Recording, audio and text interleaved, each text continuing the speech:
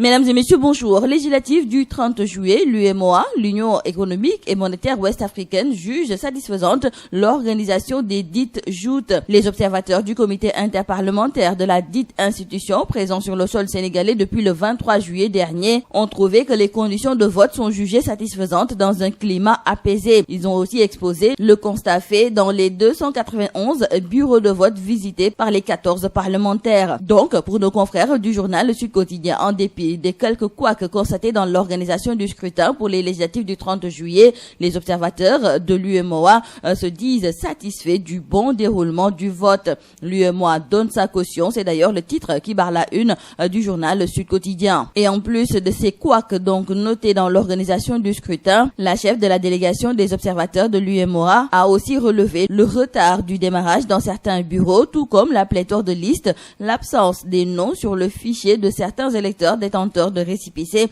sans oublier le problème qu'ont rencontré les primo-inscrits pour voter. L'observatrice a toutefois invité les parties prenantes à la retenue et à accepter le verdict des urnes. Et justement, dans le journal Rewmi Quotidien, nos confrères nous indiquent que dans les prochaines heures, les résultats provisoires des législatives seront proclamés. Mais jusqu'à présent, il y a une rude bataille électorale, surtout entre la coalition Benno Bokk Yakaar et la coalition Manko Taxawu Sénégal. Dans le journal Les Échos, nos confrères sont sûrs de la victoire de la coalition Benno Bokk Yakaar. Nos confrères écrivent que Benno rafle presque tout car la coalition a gagné 42 départements sur 45 et 6 sur 7 départements au niveau de la diaspora. Dans le journal Direct Info, nos confrères nous précisent aussi que le monde rural a voté Benno. Cependant, nos confrères du journal Direct Info ont aussi noté que la dite coalition a été malmenée dans certaines grandes villes. En tout cas, ici à Dakar, la coalition Manko Taxawu Sénégal revendique sa victoire.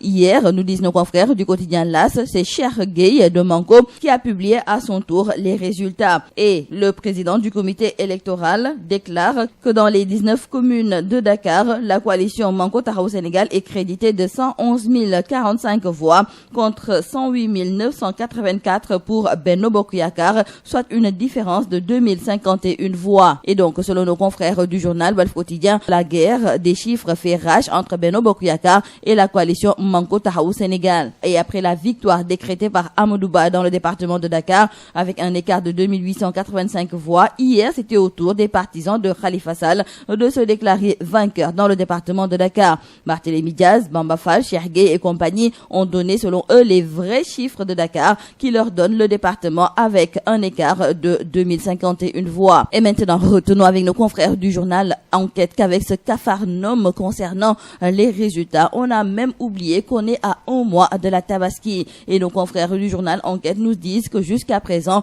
le conseil interministériel n'a pas été convoqué. Et pourtant, l'année dernière, à pareil moment, il était difficile, voire impossible de passer une journée sans lire ou entendre ou voir Aminata Mbengue Ndiaye. À un mois de la Tabaski, elle était presque omniprésente dans les médias et sur le terrain. Mais à 4 semaines de la Tabaski, on n'entend toujours pas parler de moutons. Pour nos confrères du journal Enquête, ce sont les élections législatives qui ont reporté la Tabaski. Pape Samba Mboup et Clédor Sène étaient hier à la section de recherche de Dakar et nos confrères du journal Libération qui nous le font savoir nous indiquent que pendant presque une heure, les enquêteurs de la section de recherche de Dakar ont procédé à une confrontation entre les deux parties suite à la plainte de Pape Samba Mboup contre Clédor Sène dans l'affaire dite de l'enregistrement publié à la veille des élections législatives. Et selon nos confrères de Libération, le face-à-face a été épique et les gendarmes ont dû à plusieurs reprises demander à Pape Samba Mboup de n'évoquer que l'affaire pour laquelle il était convoqué. En effet, Clédor Sène, qui avait à ses côtés Maître El Hadji Diouf, a affirmé aux enquêteurs avoir diffusé l'enregistrement de sa conversation avec Pape Samba Mboup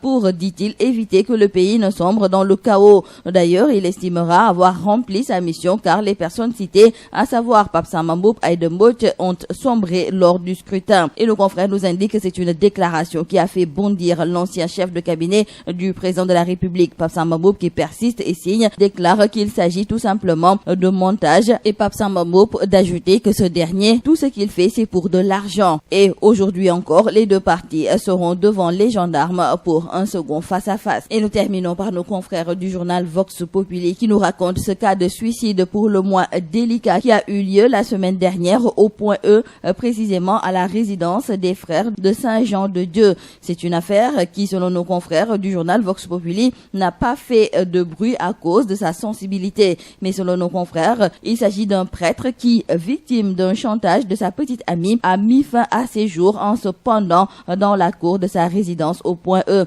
La fille a d'ailleurs été déférée hier au parquet, tout comme sa complice qui encaissait l'argent du prêtre. En effet, nos confrères nous expliquent que la fille en question simulait des grossesses pour faire chanter le prêtre et ce dernier abdiquait à chaque fois pour que l'affaire ne s'ébruite pas. Et il en a toujours été ainsi depuis 2012. Et finalement, le prêtre en a eu marre de ce jeu et c'est ainsi qu'il a menacé la fille de se suicider, des menaces qu'il a finalement mises à exécution la semaine dernière. C'est tout à vos journaux et très bonne lecture.